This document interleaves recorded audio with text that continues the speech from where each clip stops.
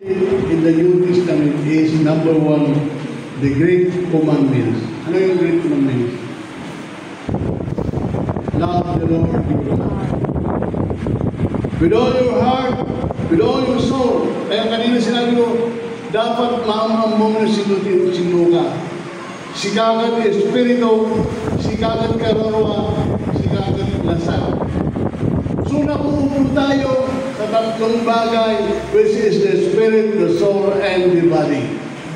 That's why you need to learn what is the spirit.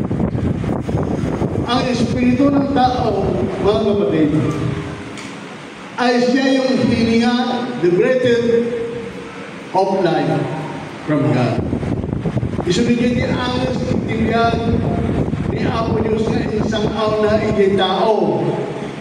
Isungay ni, lagay mo sa 1:7 ng Genesis chapter 2 verse 7. Tingnan niyo dyan.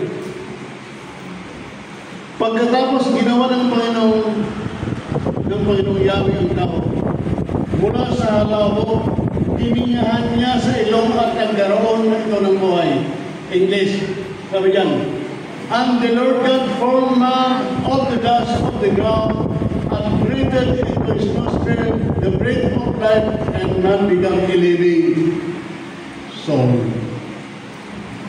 Nataro sa inyo yung saan? Amen. Hindi tao nabukal i-play daga. Tapos daga. Binukal na. Si Kadijay. Awan pa tibiyag mo. Pero ini, ngayon niya ako yung Espiritu tibiyag na angin dito na Spirit of life. Di tao nga dinamila na nagkaroon na consciousness. Nagputing. Ay nasa mo na anda ti kararwanan. Iti kararwa iso di jay mind, emotion, and the desire. Hindi ba mayroon kang desire? Mayroon kang desire na naman? Wala? Mayroon kang desire.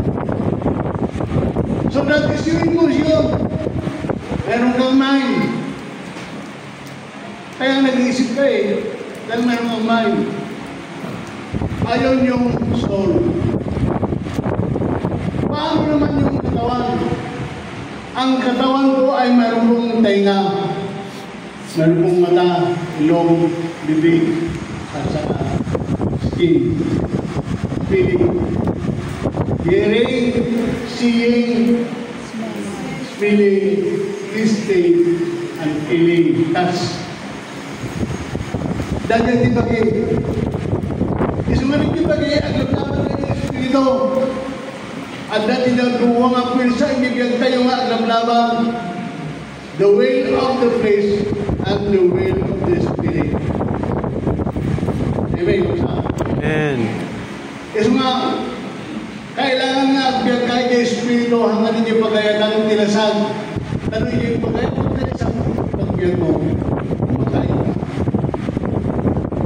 Amen. Amen. Patay ka.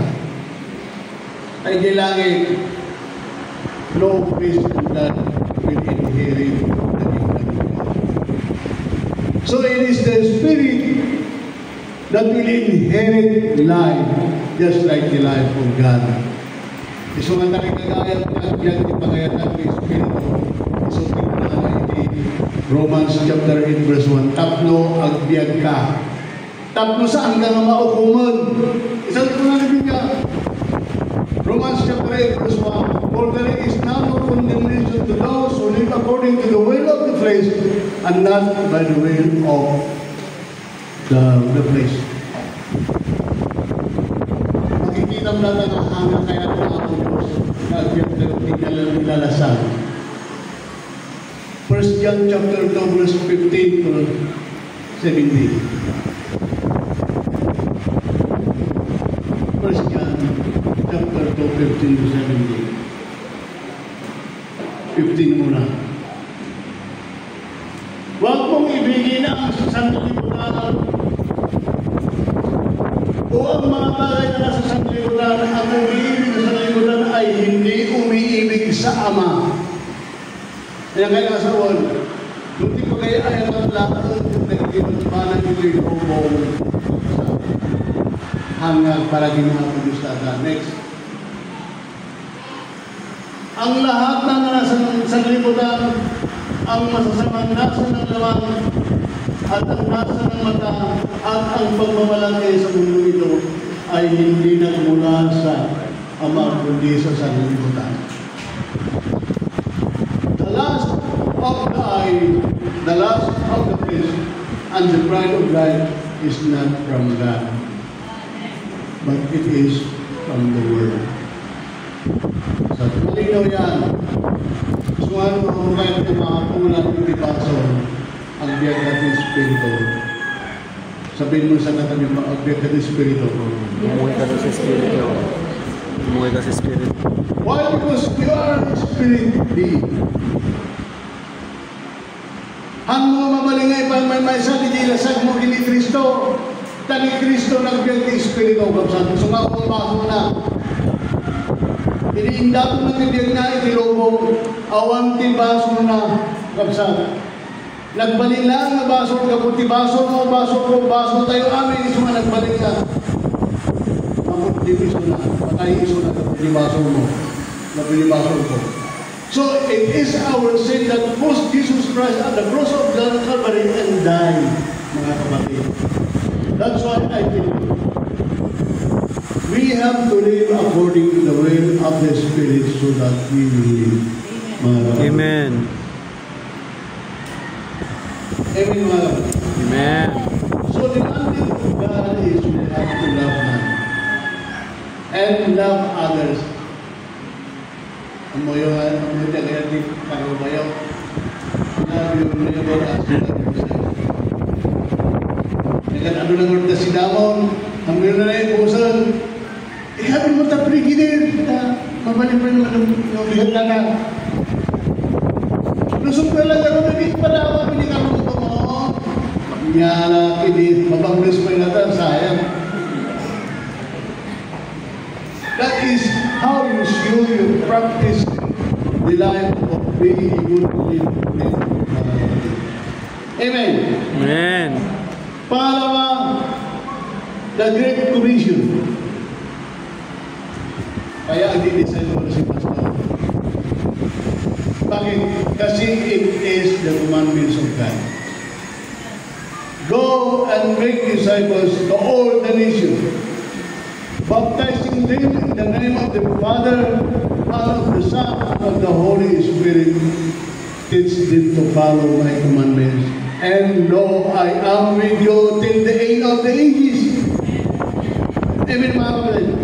Kaya ano yung ginagawa niya? Samahan ninyo siya. Kadwaan nyo, tatlohan mo na yung mabandaw. Tatlohan na ba, gusto mo na magiging buklan ng basin.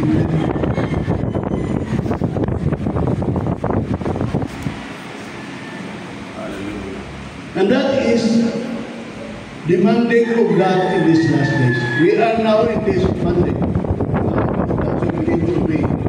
We have to obey the calling of our Lord Jesus Christ. And the second is, He was commissioned to church. Awan mo sa bali, ipahayag din yung mga naman the church. And you are the church. Umali ka na sa the church. Amen. The church is the outward. Or if we are in the assembly is the church. It is not the building, but it is the assembly of the saints. Amen, mga kapatid. Amen. Teaching them to obey. And the promise is, and lo, I am with you in the age. Amen. No tantarabahun tayo na yung bagana. Amen ka sa. Sumanga sumarda yung kamuno at na ating ay domingo pakabulan kagisipulo dito maglalagi di kaya na nagtulong ini calling na Diyos. umay kami Amen. Amen. This is God's global mission to spread the gospel and build His kingdom through His word. We are the just as I said to you, beloved brothers.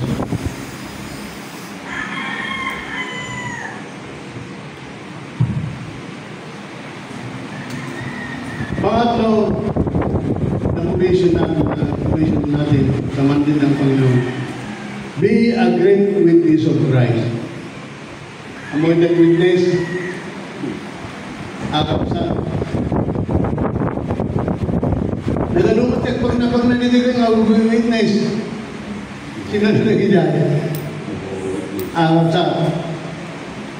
Pero what is the quality of being a witness of Christ? Ano ang kwalidad? Ano ang katangian ng isang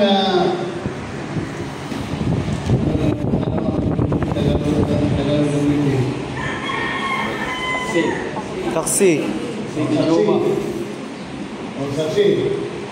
Kayo, judge ang saksi.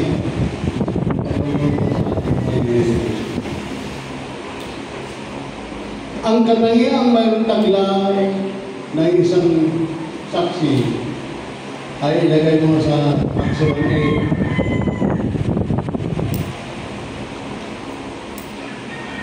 Acts 1:8 nagalagay dyan, subalit tatanggap kayo ng kapangyarihang pagbabasa ng Espiritu Santo. At kayo magiging mga saksi ko sa Jerusalem, sa buong Judea, at sa Samaria hanggang sa dulo ng daigdig. Ano ang taglay ng isang saksi? Sabi na, you will receive the power of the Spirit to become a great witness for Christ.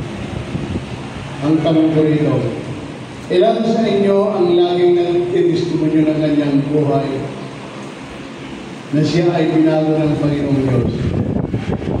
Dito po sa punto ito. Taas ng kamay. Awal lagi di mo uli may tawag tayo.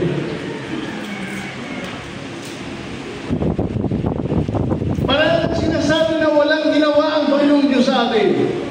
But in reality, we have been saved by the grace of God, and that is what we need to witness to all the people. Mga kapatid.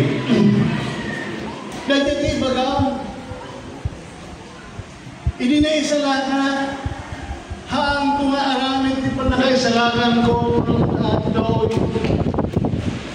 Hang agapo na itinaimbang nga inaramit ko, inaramit ko di pa na tao, iti pa nakaisalakan ko asi, grasya, para ko na ako Diyos. Babaat di pa naman, idinangag ko, iti Pangilyo na isalakan ako ng ayaw. Amen. Tanong ano ito bubigsa? Nag-ibig siya, asya aya, wala. Ang darilihin ko rin kan, wala naman di isa. Ang darilihin ko may salaman ang iba ka na kayo sa. Hindi, may niya ako tayo yung Kristo ni Tirabaw tinaga. Nagadong na religion, there are 2,000 kinds of religion during that time. Pero wala sa mga ito ang sinabi ng Panginoon at sinabi sa mga tao.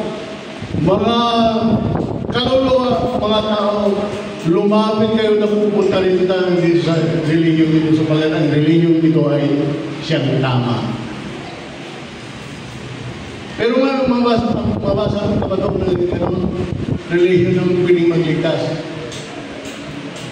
Wala, mga kapatid. Kundi ang sigaw ng Panginoon, magsisi kayo sapagkat lahat ng religion ay mali.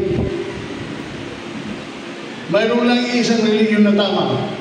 At iyon yung sinabi ng Timoteo chapter 3 verse 16. Yan lang ang religion na tama. Siya ay ipinahayag sa buong mundo, pinaniwalaan ng mga tao, at ang mga tao ay naligtas. And that religion is no other than Jesus Christ Himself. Amen. Because the center of the gospel is no other than Jesus Christ Himself. Mga kapatid. Dahil the gospel, na ibagbaga tayo, lahat natin pa ng kalagpan na kabalik ng mga isalaka. Kitmang bali, itiniyag tinao, nakasintro niya awan sa bali, lusaan na niya ako tayo ng Yeso Cristo. So, kung natin, Acts 4:2, walang pangalan na binigay ng Diyos sa silong ng langit at sa ibabaw ng lupa na sukat ikakaligtas ng sangkatauhan. But it is the name Jesus Christ. Jesus Christ. Palakpakan po natin ang Panginoon. Amen.